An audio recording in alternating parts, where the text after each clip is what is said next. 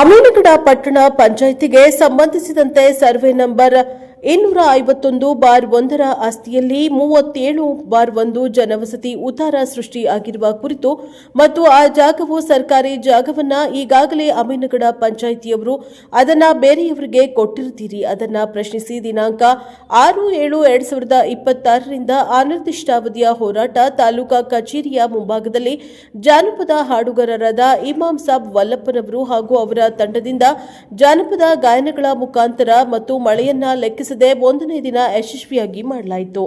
ಈ ದಿನದ ಹೋರಾಟದಲ್ಲಿ ಅಮೀನಗಡ ಪಟ್ಟಣ ಪಂಚಾಯಿತಿಯ ಮುಖ್ಯ ಅಧಿಕಾರಿಗಳು ಬಂದು ಇದರ ವಿವರವನ್ನು ಪೂರ್ಣ ಪ್ರಮಾಣದಲ್ಲಿ ಕೊಡಲು ಅವರಿಗೆ ಆಗಿರುವುದಿಲ್ಲ. ಕಾರಣ ಅವರ ಹತ್ತಿರ ಇರುವ ದಾಖಲೆಗಳು ಅಸಮರ್ಪಕವಾಗಿದ್ದು ಅದನ್ನು ಪೂರ್ಣ ಪ್ರಮಾಣದಲ್ಲಿ ತೆಗೆದುಕೊಂಡು ಬರಲು ನಾವು ತಿಳಿಸಿದ್ದೇವೆ. ಅದಕ್ಕಾಗಿ ಅವರು 2 ದಿನಗಳ ಕಾಲಾವಕಾಶವನ್ನ ಕೇಳಿಕೊಂಡಿದ್ದಾರೆ. ಹೀಗಾಗಿ ನಾವು ಕೂಡ 2 ದಿನದವರೆಗೆ ಇಲ್ಲಿಯೇ ಹೋರಾಟ ಮುಂದುವರೆದಿರುತ್ತದೆ. ಅಮೀನಗಡ ಪಟ್ಟಣ ಪಂಚಾಯಿತಿ ಅಧಿಕಾರಿಗಳಿಗೆ ತಾವೆಲ್ಲ ದಾಖಲಾತಿಗಳನ್ನು ತೆಗೆದುಕೊಂಡು ಬಂದು ನಮಗೆ ತೋರಿಸಿದ್ರೆ ಈ ಹೋರಾಟವನ್ನು ಮುಕ್ತಾಯ ಮಾಡುತ್ತೇವೆ, ಇಲ್ಲವಾದರೆ ಈ ಹೋರಾಟ ಮುಂದಿನ ಹಂತಕ್ಕೆ ತೆಗೆದುಕೊಂಡು ಹೋಗ್ತೇವೆ ಎಂದು ತಿಳಿಸಿದ್ದೇವೆ. ನಾಳೆ 2ನೇ ದಿನದ ಹೋರಾಟ ಮತ್ತಷ್ಟು ಕರ್ವೆ ಕಾರ್ಯಕರ್ತರೊಂದಿಗೆ ಮುಂದುವರಿಯುತ್ತದೆ ಎಂದು ಹೋರಾಟಗಾರರು ತಿಳಿಸಿದ್ದಾರೆ. News bureau Praja power TV Amingad. ನಮಸ್ಕಾರ. ರೋಹಿತ್ ಬಾರ್ಜರ್, ಕರ್ನಾಟಕ ರಕ್ಷಣಾ ವೇದಿಕೆ ಹುಣಗುಂದ ಅಧ್ಯಕ್ಷರು. ಇವತ್ತು ಹುಣಗುಂದ ಹಾಗೂ ಇಳಕಲ್ ತಾಲೂಕಿನ ಕರ್ನಾಟಕ ರಕ್ಷಣಾ ವೇದಿಕೆಯ ಎಲ್ಲ ಪದಾಧಿಕಾರಿಗಳು ಸೇರಿ ಹುಣಗುಂದ ತಾಲೂಕಿನ ಕಚೇರಿ ಆವರಣದಲ್ಲಿ ಪ್ರತಿಭಟನೆಯನ್ನು ಧರಣಿಯನ್ನು ಪ್ರಾರಂಭ ಮಾಡಿದ್ದೀವಿ. ಕಾರಣ ಯಾಕಂತ ಹೇಳಿದರೆ ಅಮೀನಗಡ ಪಟ್ಟಣ ಪಂಚಾಯಿತಿಯ ವ್ಯಾಪ್ತಿಯಲ್ಲಿ ಬರ್ತಕ್ಕಂಥ ಆಸ್ತಿಯ ಕುರಿತು ನಾವು ಇವತ್ತು ಈ ಹೋರಾಟವನ್ನು ಪ್ರಾರಂಭ ಮಾಡಿದ್ದೀವಿ. ಯಾಕಂತ ಹೇಳಿದ್ರೆ 37/1 ಅಂತಕ್ಕಂಥ ಒಂದು ಉತ್ತಾರ ಏನಿದೆ, ಆ ಉತ್ತಾರ ಹೇಗೆ ಸೃಷ್ಟಿಯಾಯಿತು ಅಂತಕ್ಕಂಥ ಒಂದು ಹಿನ್ನೆಲೆಯನ್ನು ನಾವು ಪಟ್ಟಣ ಪಂಚಾಯಿತಿಯ ಮುಖ್ಯಾಧಿಕಾರಿಗಳಿಗೆ ಹೇಳಿದ್ದೀವಿ.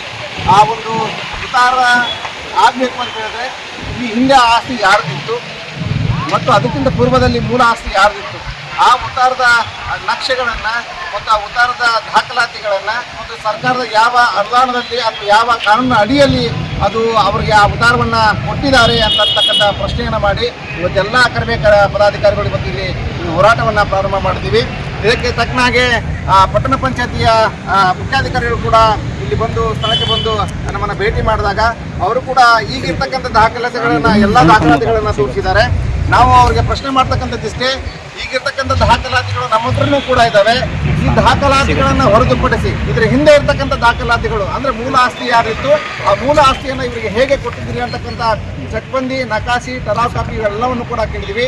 ಅದು ಸರಿಯಾದ ರೀತಿಯಲ್ಲಿದ್ದರೆ, ಕಾನೂನು ಅಡಿಯಲ್ಲಿದ್ದರೆ ಈ ಹೋರಾಟವನ್ನು ನಾವು ಮುಕ್ತಾಯಗೊಳಿಸ್ತಿದ್ದೀವಿ. ಅಕಸ್ಮಾತ್ ಆ ಕಾನೂನು ಅಡಿಯಲ್ಲಿ ಅದು ಇಲ್ಲ ಅಂತ ಹೇಳಿದರೆ ಈ ಉತ್ತಾರನ ಯಾರ ಹೆಸರಲ್ಲಿ ಕೊಟ್ಟಿದ್ದೀರಿ ಆ ಉತ್ತಾರ ರದ್ದಾಗಬೇಕು. ಮತ್ತೀಗ ಆ ಜಾಗದಲ್ಲಿ ಏನಾದರೂ ಕಟ್ಟಡವನ್ನು ಕಟ್ಟಿದರೆ ಆ ಕಟ್ಟಡ ಕೂಡ ತೆರವುಗೊಳಿಸಬೇಕು ಅಂತೇಳಿ ಕರ್ನಾಟಕ ರಕ್ಷಣಾ ವೇದಿಕೆ ಹೋರಾಟವನ್ನು ಮಾಡ್ತಾ ಇದೆ. ಅವರು ಆದಷ್ಟು ಬೇಗ ತಂದುಕೊಡಬೇಕು. ತಂದುಕೊಡದೇ ಇದ್ದ ಪಕ್ಷದಲ್ಲಿ ಎಷ್ಟು ದಿನ ಹೋದರೂ ಕೂಡ ಈ ಹೋರಾಟವನ್ನು ಮಾಡಲಿಕ್ಕೆ ಎಲ್ಲ ಕರ್ವೆ ಪದಾಧಿಕಾರಿಗಳು ತಯಾರಿದ್ದೀವಿ ಅಂತ ಈ ಮೂಲಕ ಹೇಳಿಕ್ಕೆ ಇಷ್ಟಪಡ್ತೀವಿ. ಅವರು ಇವತ್ತು ಧರಣಿ ಕೈ ಬಿಡ್ರಿ, ಒಂದು 2 ದಿವಸ ತಂದು ಕೊಡ್ತೀವಿ ಅಂತ ಹೇಳ್ತಾರೆ. ಉದ್ದಾರ ಇತ್ತಪ್ಪ ಅಂದ್ರೆ ಅವ್ರು ಈಗಲೇ ಕೊಡ್ಬೇಕಾಗಿತ್ತಲ್ಲ, ಡಾಕ್ಯುಮೆಂಟ್ಸ್ ಅವ್ರ ಕಡೆ ತಂದು ಕೊಡ್ಬೇಕಲ್ಲ, ಯಾಕೆ 2 ದಿವಸ ಕಾಲಾವಕಾಶ ತೊಗೊಳ್ತಾರೆ? ಅಂದ್ರೆ ಈಗ ಅವರು ದಾಖಲಾತಿ ಕೊಡೋವರೆಗೂ ನೀವು ಕುಂದಿರ್ತಾರಂದಾಗಿತ್ತು ಸತ್ಯ. ಈ ಹೋರಾಟ ಈಗ ಮುಂದುವರಿತಾನೆ ಇರುತ್ತೆ. ತಹಸೀಲ್ದಾರ್ ಏನು ಸರ್, ಈ ತಹಸೀಲ್ದಾರ್ ಅವರು ಕೂಡ ಅವ್ರ ಎದುರಿಗೆ ಅವ್ರಿಗೂ ಕೂಡ ಹೇಳಿದ್ದಾರೆ. ಅವ್ರು ಏನು